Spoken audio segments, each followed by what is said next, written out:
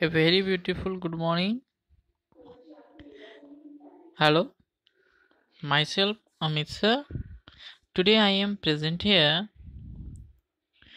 for discussion about resources and development chapter of class 10, lesson 1, subject geography.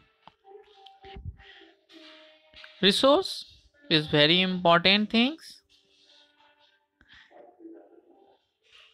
Resources are made our life easy.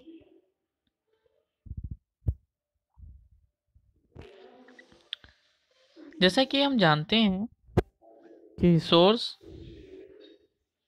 बहुत ही importance रखता है हमारे life में। Resource हमारे जीवन को आसान और सुखमय बनाता है।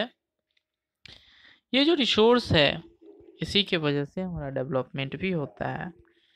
तो चलिए हम इसमें जानेंगे कि रिसोर्स क्या होते हैं, रिसोर्स के काइंड क्या है।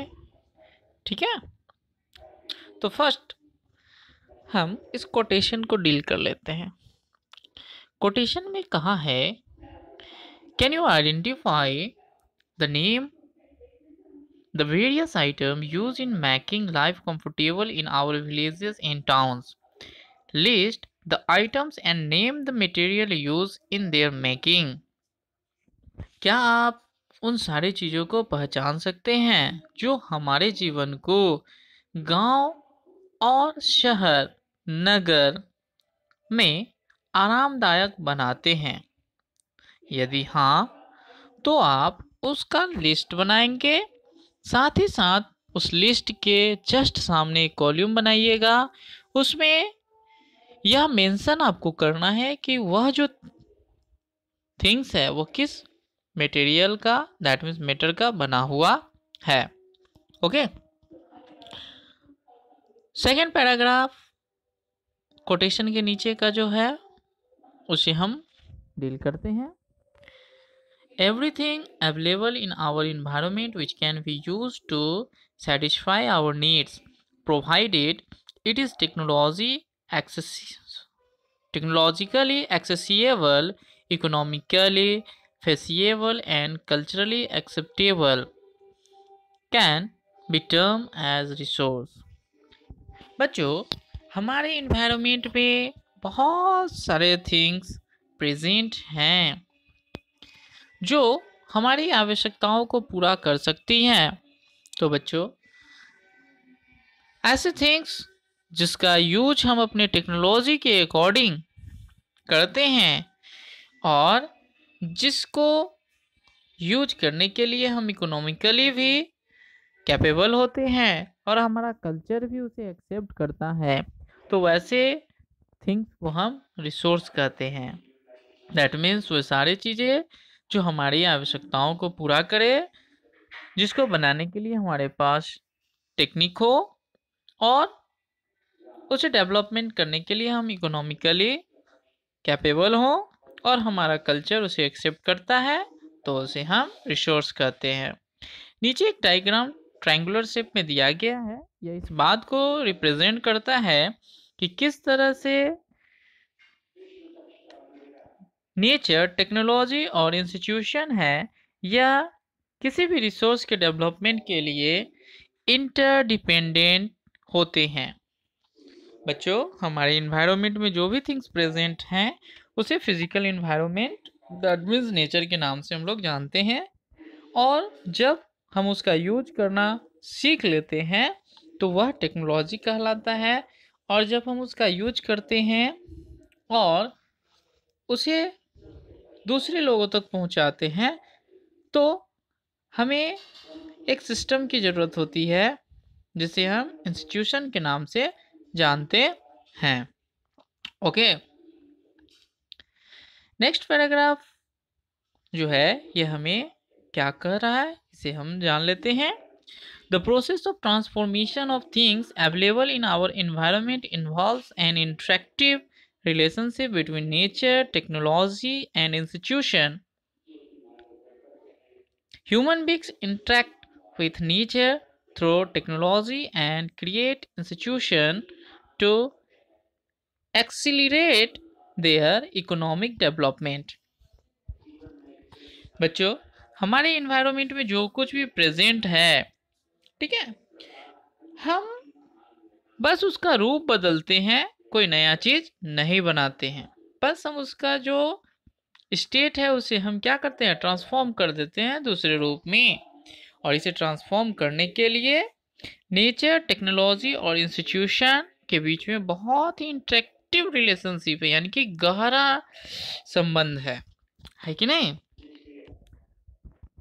बच्चों? जब ह्यूमन बीइंग्स अपने एक्टिविटी के द्वारा किसी भी फिजिकल एनवायरनमेंट के मैटर का जब यूज करके उससे कोई थिंग्स बनाना सीख लेते हैं तो उसे हम टेक्नोलॉजी कहते हैं। और जब उस टेक्नोलॉजी के द्वारा कोई थिंग्स प्रिपेयर हो जाता है तो उसे दूसरे लोगों तक पहुंचाने के लिए एक इंस्टीट्यूशन की ज़रूरत होती है जो उसके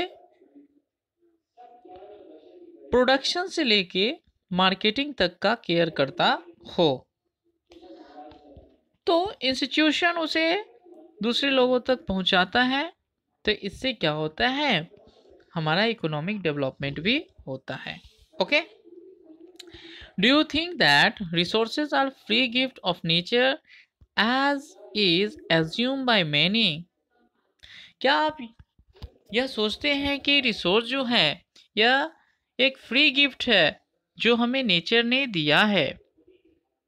तो आप यह गलत सोचते हैं, ठीक है। दे आर नॉट, ऐसा बात नहीं है। Resources are a function of human activities. Resource मनुष्य द्वारा किया गया एक गतिविधि है, एक एक्टिविटी है। Human beings themselves are essential components of resources। Human beings स्वयं के लिए एक बहुत ही इम्पोर्टेंस रखने वाला कंपोनेंट्स है और स्वयं में मनुष्य भी एक रिसोर्स है जो नए नए टेक्निक को डिस्कवर करते हैं और उससे फिजिकल एनवायरनमेंट में प्रेजेंट डिफरेंट थिंग्स का यूटिलाइज करते हैं, है कि नहीं। They transform material available in our environment into resources and use them. जैसा कि अभी मैंने बताया था कि वे क्या करते हैं, मटेरियल जो हमारे एनवायरनमेंट में प्रेजेंट है उसका बस रूप बदल देते हैं, ठीक है, उनके जो स्टेट है उसको ट्रांसफॉर्म कर देते हैं और उसके बाद उसका यूज करना शुरू कर देते हैं। These resources can be classified in the following ways। ये जो रिसोर्सेज है इसे डिफरेंट वेज से हम क्लासिफाइड कर सकते हैं। तो इसमें मेनली हमें 4 कैटेगरीज के बारे में पढ़ना है। तो फर्स्ट कैटेगरीज के अकॉर्डिंग जो रिसोर्स है उसे कितने टाइप्स में बांटा गया है ये हम जान लेते हैं। On the basis of origin, that means origin के आधार पे हम इसे 2 कैटेगरीज में डिवाइड किए हैं। 2 टाइप्स होते हैं, biotic and abiotic. Second is on the basis of exhaustibility, यानी कि उपस्थिति के आधार पे जो है ना, रिन्यूएबल एंड नॉन रिन्यूएबल, इसके 2 टाइप्स हो जाते हैं। Third is on the basis of ownership, यानी कि स्वामित्व के आधार पे। यह 4 टाइप्स के होते हैं, individual, community, national and international. And the last category is on the basis of the status of development.